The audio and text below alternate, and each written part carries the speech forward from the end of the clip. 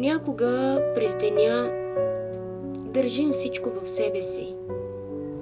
Силни сме или поне се преструваме. Стъпваме уверено, вървим смело, говорим твърдо, усмихваме се, дори когато вътре нещо ни свива.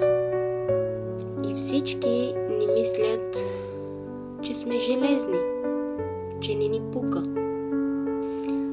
че не ни боли.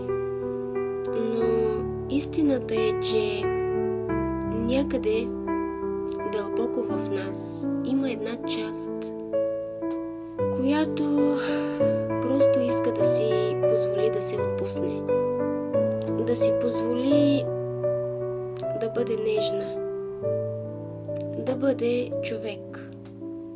И понякога е достатъчно просто да се появи един човек.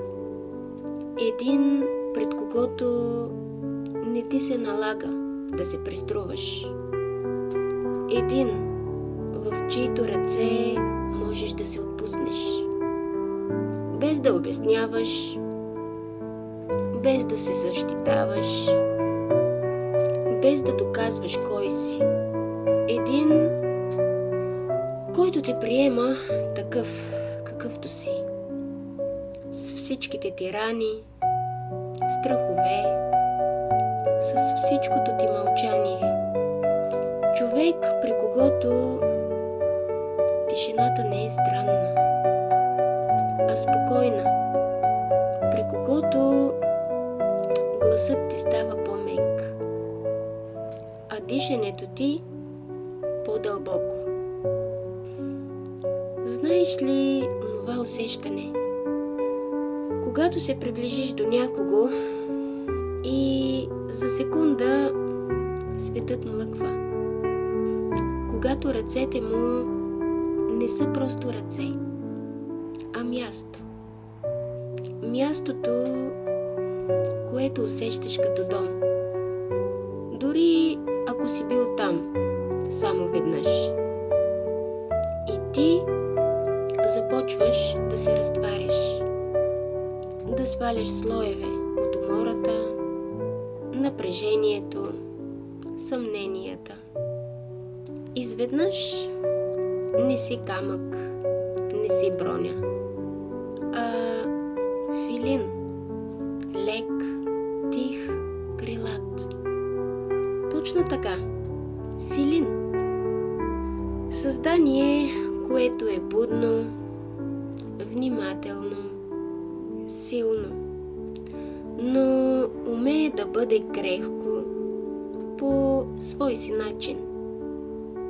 Създание, което вижда потъмнелия свят, но пак лети през него.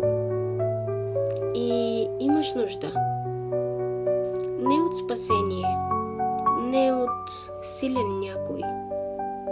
Имаш нужда от присъствие, от спокойствието, което идва, когато усещаш, че не си сам. Нужда от място, където можеш да се отпуснеш, без да се страхуваш, че ще паднеш.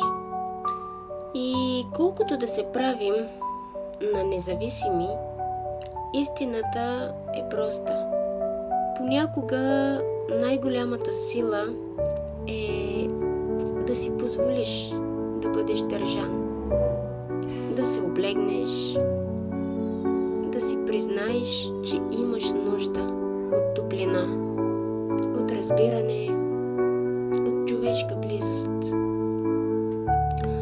Така че, ако имаш такъв човек, дръж го. Ако си изгубил такъв, помни усещането. А ако все още го търсиш, не се отказвай. Всеки филин си намира мястото, където да кацне.